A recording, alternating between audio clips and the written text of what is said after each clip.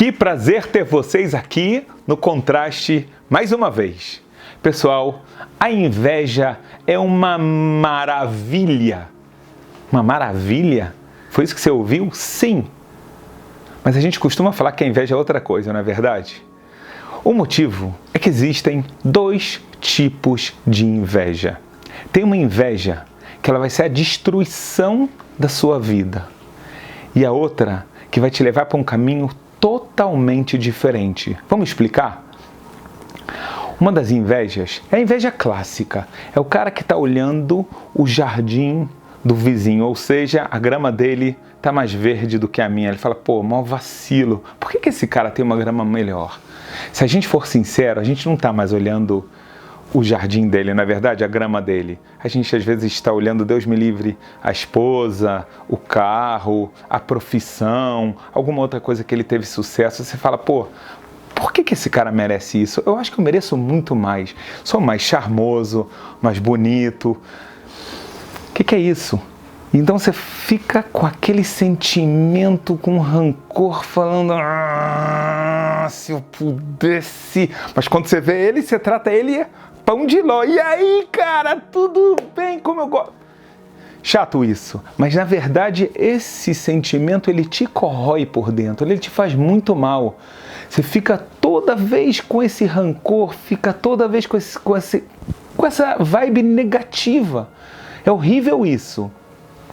Por outro lado, os nossos sábios dizem que existe uma inveja que ela é chamada de Kinat Sofrim, a inveja dos sábios. Sabe o que é isso?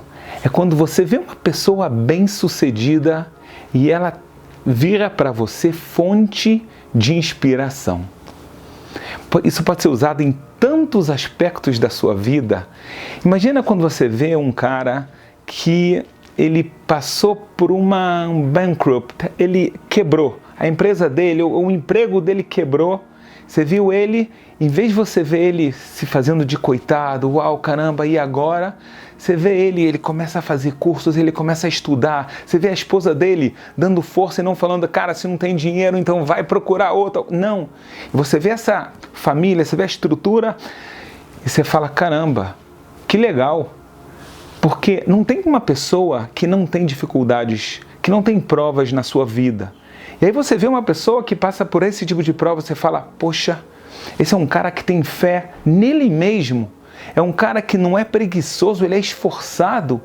Caramba, que legal. Então você não está em nenhum momento querendo o mal dele, muito pelo contrário. Você está querendo até ver aonde ele chega, porque ele te inspira a fazer o mesmo.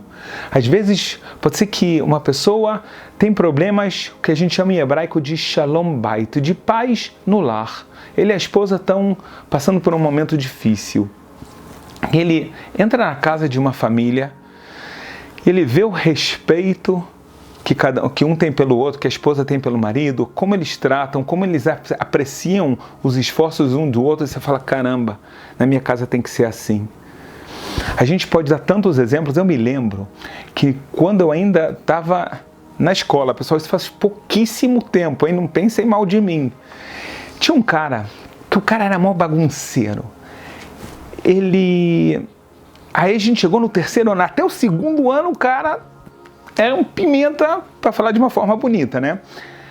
Quando chegou o terceiro ano vestibular, você viu uma transformação. Eu me lembro que o pai dele tinha uma profissão muito simples, e ele falava, ele não tinha nenhuma vergonha, que bonito também do pai disso, ou seja, que o pai dele tinha uma profissão simples, ele tinha uma profissão simples e sustentava a família, graças a Deus. E ele falou, mas eu quero ter ainda uma profissão ainda melhor. Meu pai me deu um estudo, então eu posso chegar mais longe. Então, no terceiro ano, naquela reta final, ele foi um cara que se tornou super esforçado. Ele deixava de sair sábado à noite, deixava de fazer 1000 coisas para passar no vestibular numa boa faculdade, uma das públicas, para ele nem ter que pagar e poder cursar. E assim foi. Eu me lembro, graças a Deus, eu era um bom aluno, mas é uma fonte de inspiração. Você vê um cara que toma essa decisão e aonde ele consegue chegar. É um exemplo que faz tanto tempo que passou, mas ainda esse exemplo da dedicação ficou dentro de mim. Você tem duas formas de viver sua vida. Uma forma é uma vibe muito negativa. É uma forma, desculpa falar, horrível de viver. É quando você pega um exemplo de cada pessoa. Esse cara tem uma esposa mais bonita, esse cara tem um emprego melhor, os filhos dele estão indo melhor na escola que os meus. Mas, pessoal, o que você está querendo pensar? Toda pessoa tem seus problemas, toda pessoa tem dificuldades. E não é só isso. Realmente você pensa que se você tivesse com o emprego dele, você ia ser feliz? Se fosse assim, Deus te fazia ter esse emprego. Você acha que essa esposa, ela é sua alma gêmea? Mas ela casou com ele. Então eu posso te garantir que não é. Então tira isso da sua cabeça, porque isso aqui só te corrói, só te faz mal. Sai disso e vive exatamente o segundo modelo.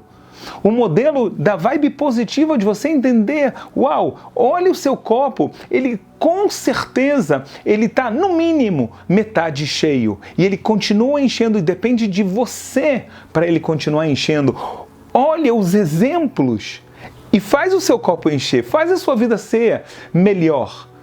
Essa é a visão da Torá. 2 tipos de inveja. Olha só como o livre-arbítrio aquele pode ser forte. Uma pessoa pode usar essa qualidade, essa característica da inveja para se destruir ou para se inspirar. Ela realmente pode ser, no final das contas, o que te leva a ser muito mais feliz, ter muito mais sucesso, se sentir muito mais realizado.